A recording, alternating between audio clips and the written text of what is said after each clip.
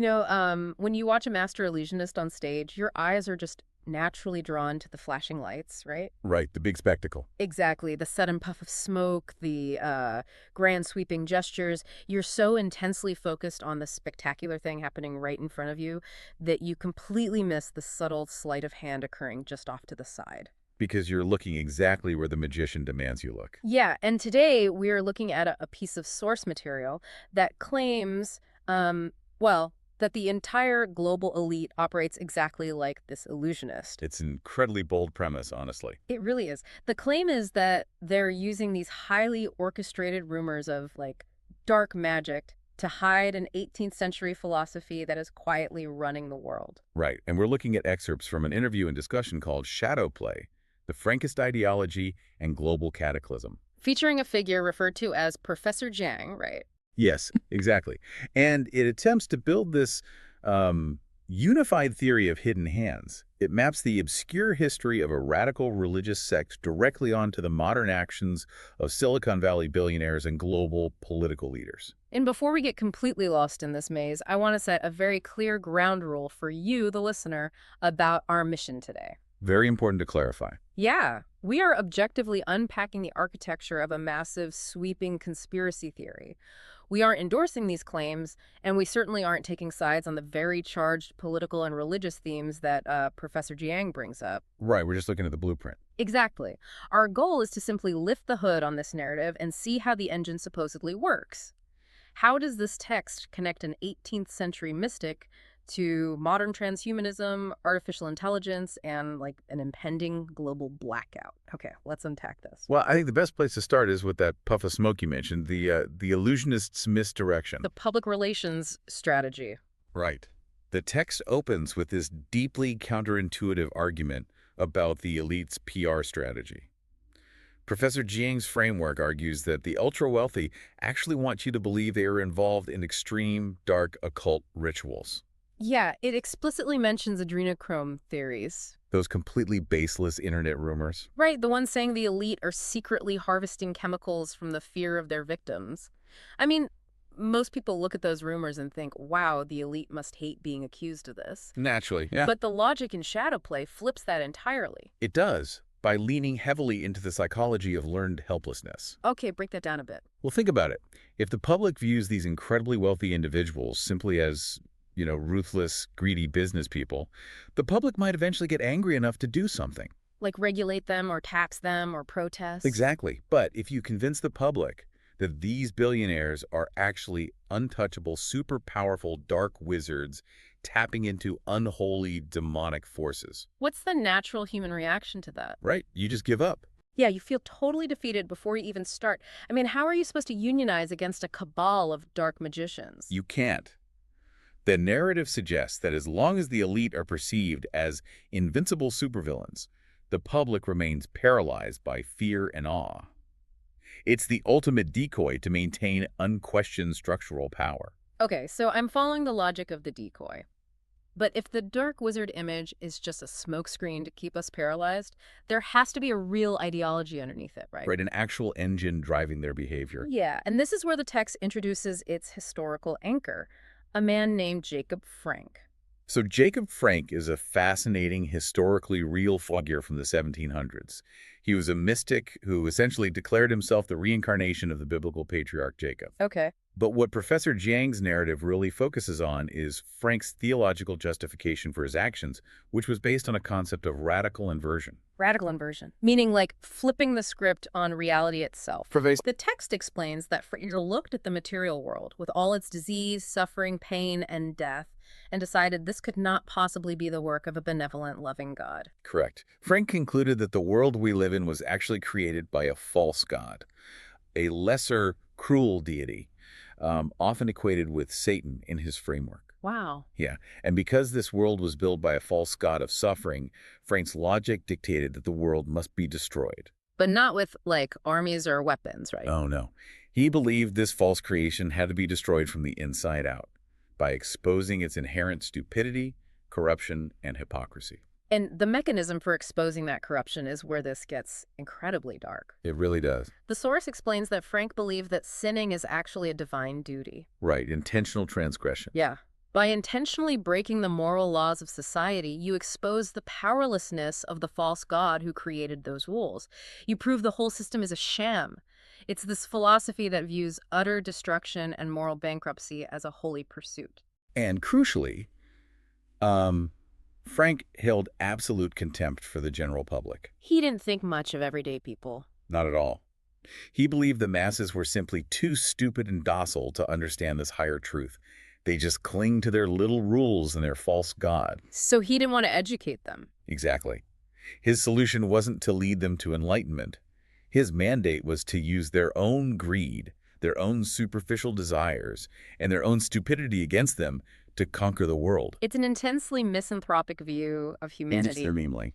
But, if I'm being completely honest, the text frames this in a warped logic that feels weirdly relatable in tiny, dark moments. How so? Well, if you've ever worked a retail job on Black Friday, Oh, yeah. right? And you've stood there watching full-grown adults physically trample each other over a discounted flat-screen television, you might momentarily understand how someone could look at the masses with utter contempt. Yeah, that's the psychological hook of the theory right there. You see the absolute worst, most mindless behavior of humanity on display, and it hardens your empathy. Shadowplay argues that this exact misanthropic mindset, this belief that the masses are greedy, foolish cattle who actually deserve to be manipulated, is the foundational operating system of today's global elite. But I have to stop right there and push back on the mechanics of this. Okay, go ahead. Because Jacob Frank died over 200 years ago.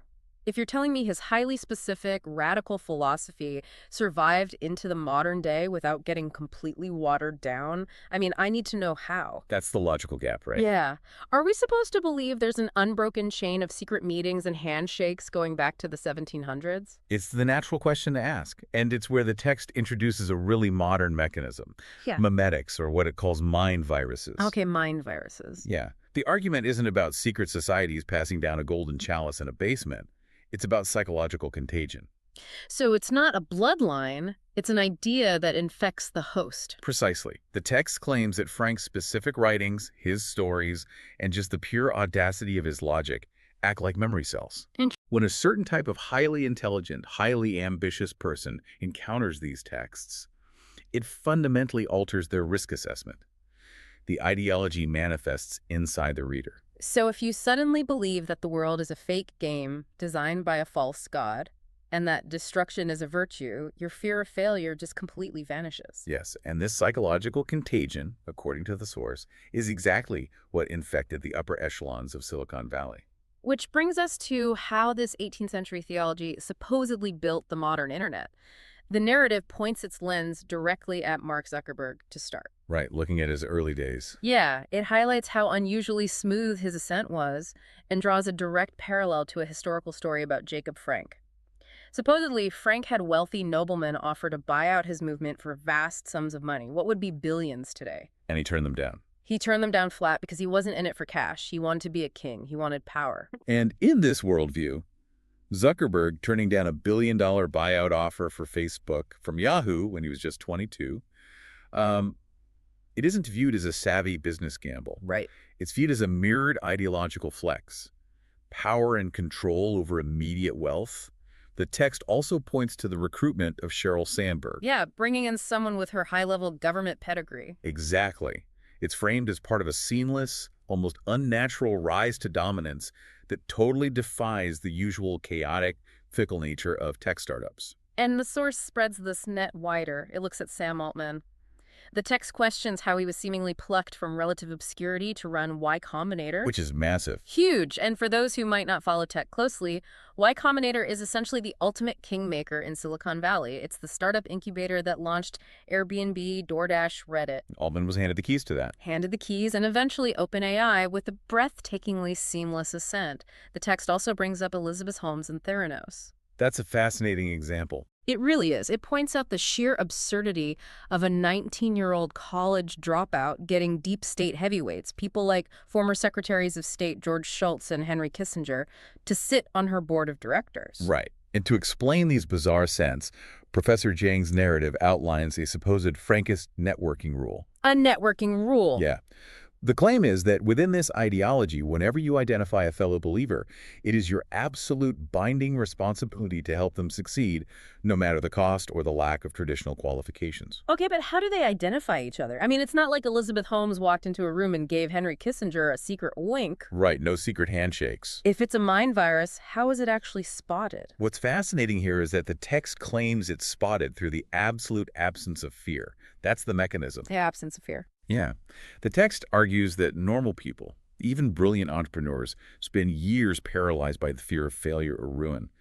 But if you are infected with this belief that the world is a corrupt game meant to be manipulated, you can lose $1 billion of investors' money in a single afternoon and not even blink. Wow. You don't apologize.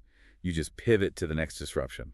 That total sociopathic detachment from consequence is what they recognize in each other. So when an established elite sees a young founder exhibiting that exact flavor of ruthless detachment, they elevate them. Exactly. That is a fascinating takeaway from this whole section. I mean, even if you strip away all the occult history, the underlying insight is that absolute detachment from consequence is the ultimate competitive advantage in modern capitalism. It really is. But if you are dominating Silicon Valley, you can't just build the tech. You eventually have to protect the physical infrastructure of that tech, which requires capturing the political system. And that logic bridges us perfectly into the source's claims about global geopolitics and the art of the bailout. Right. The narrative transitions from the creation of wealth to the consolidation of systemic power, focusing heavily on figures like Jared Kushner. Specifically, his real estate dealings. Yeah. The text outlines this story where Kushner's family bought a hugely expensive property in Manhattan, 666 Fifth Avenue, right before the financial crash, and they nearly went completely bankrupt.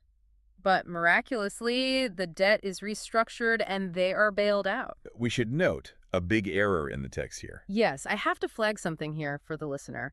The source explicitly claims that Mark Carney orchestrated this bailout, and it identifies Mark Carney as the Prime Minister of Canada. Which is just a glaring factual inaccuracy. Mark Carney was the governor of the Bank of Canada and later the Bank of England. He was never the Prime Minister. Right. But, we aren't here to fact-check the author's grasp of Canadian civics. We are looking at how this narrative is constructed. Exactly. And the argument uses that bailout as a jumping-off point into the Middle East.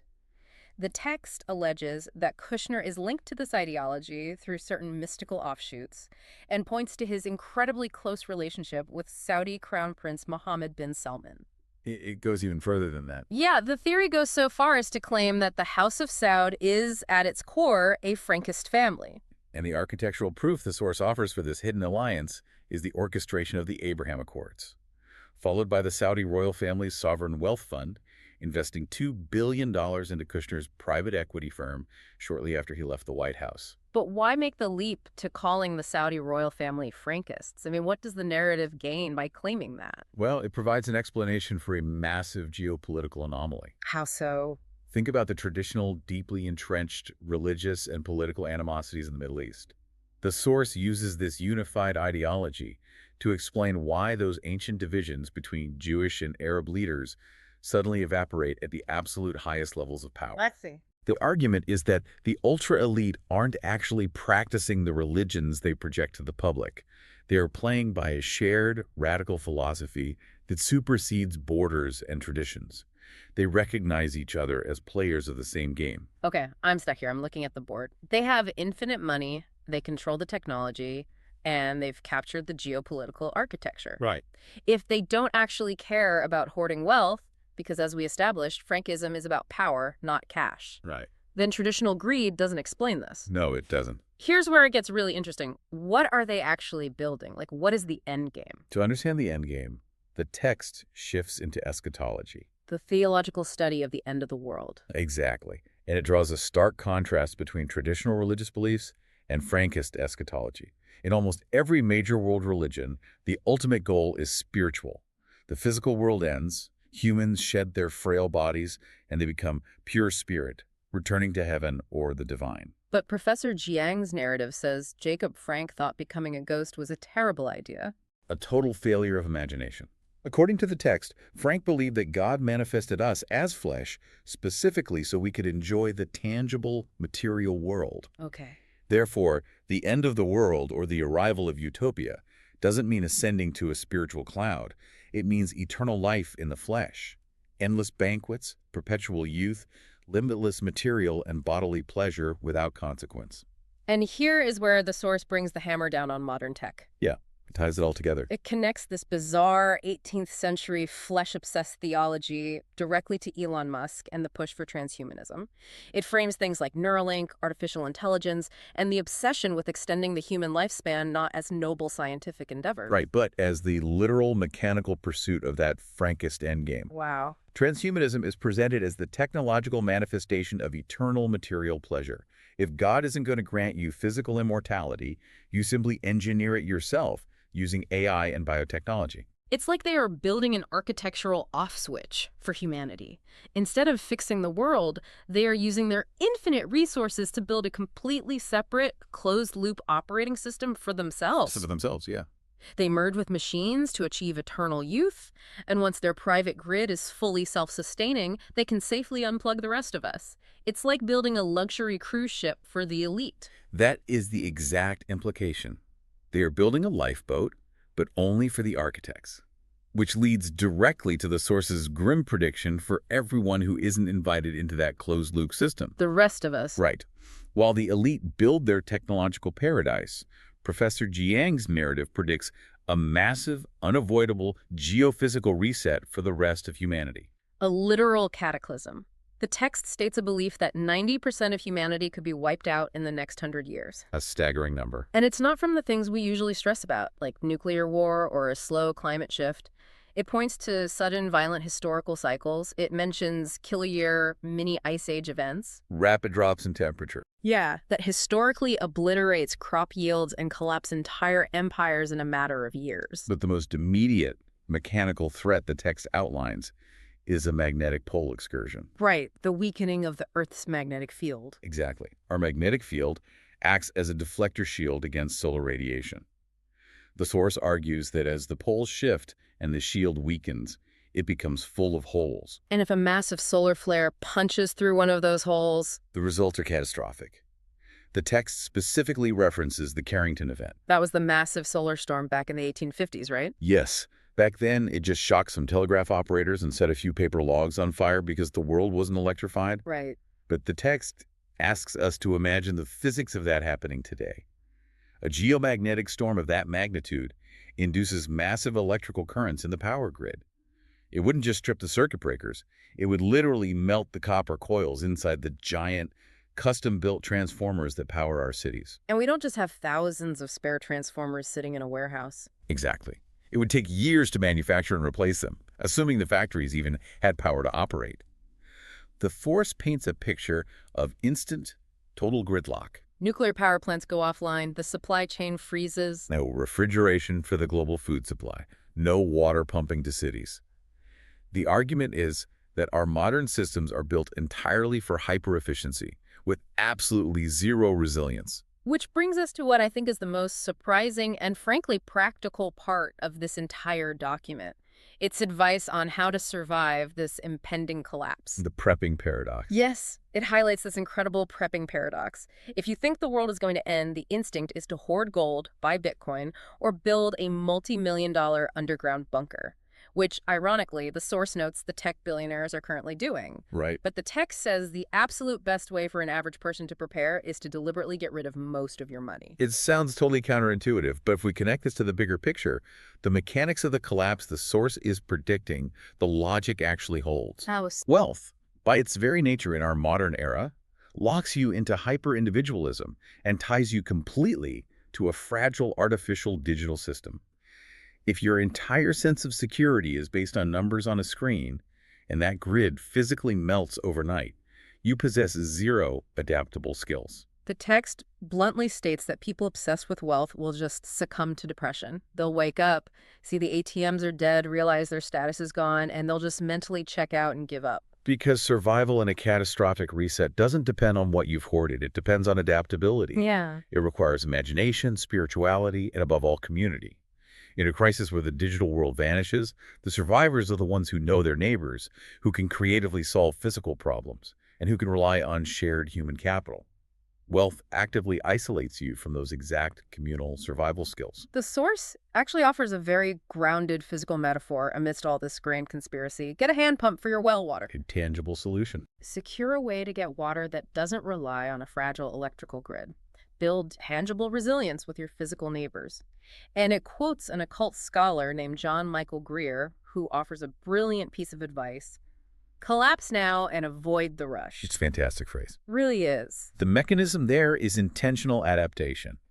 If you voluntarily separate yourself from these highly efficient, highly fragile systems on your own terms today, you will already be adapted and functional when the involuntary chaotic collapse happens to everyone else. You won't be caught in the panic. Collapse now and avoid the rush. So let's take a breath and recap the sheer scale of the architecture we've just walked through. It's a lot. We started with the idea that rumors of elite occultism are just a psychological PR decoy designed to induce learned helplessness. We traced the real engine to an 1800s mystic who believed sinning and destruction were divine mandates to expose a fake reality. We then explored how that misanthropic philosophy supposedly operates as a mimetic mind virus today, perfectly explaining the sociopathic risk-taking and seamless ascents of Silicon Valley billionaires. As well as the bizarre geopolitical alliances forming in the Middle East. Right. And finally, we looked at the endgame. The elite building a closed-loop, transhumanist utopia of eternal physical pleasure right before a solar flare melts the fragile global grid, leaving the rest of humanity to rely on community and hand pumps to survive. It is a wildly intricate tapestry. It really is. But there's one lingering thread from the very end of the source text that I want to bring up. It's this seemingly random, mundane mention of a news story where the Department of Defense supposedly distributed a one-time $1,200 payment to thousands of random people. It feels out of place at first. It does, but the text uses it to show how our modern information ecosystem works. It highlights how an everyday administrative banking error gets seamlessly absorbed into these grand, sweeping conspiracy narratives. Right, connecting dots that might not be there. Exactly. When you are looking for hidden hands, you start seeing them everywhere. You lose the ability to tell what is just a boring bureaucratic mistake and what is a calculated move on a global chessboard. And that ambiguity brings us to the most vital question of this entire deep dive. Okay. Even if we assume that every single historical claim in Professor Jiang's narrative is purely fictional. Right, if it's all made up. If the Jacob Frank connection is made up. If the Silicon Valley mind virus isn't real. If the House of Saud claims are baseless. Does the belief in this narrative actually create the reality it predicts? The self-fulfilling prophecy. Exactly. If millions of people read texts like Shadow Play and become genuinely convinced that our global systems are entirely corrupt, inherently fragile, and run by untouchable sociopaths, what do? They stop participating. They stop voting, they stop trying to reform the system, they hoard resources, and they withdraw from the social contract. And that very withdrawal, that collective loss of faith, creates the exact societal fragility and structural collapse that the theory predicted in the first place. Exactly. It makes you wonder, are the tech billionaires the ones infected with a mind virus? Or is the story itself the real contagion? That is the ultimate sleight of hand. So what does this mean for you listening right now?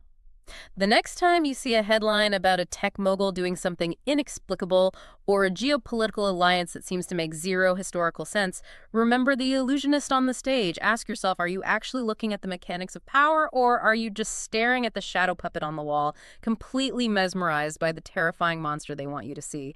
Keep questioning the narratives around you and look for the sleight of hand. Thank you for joining us on this deep dive.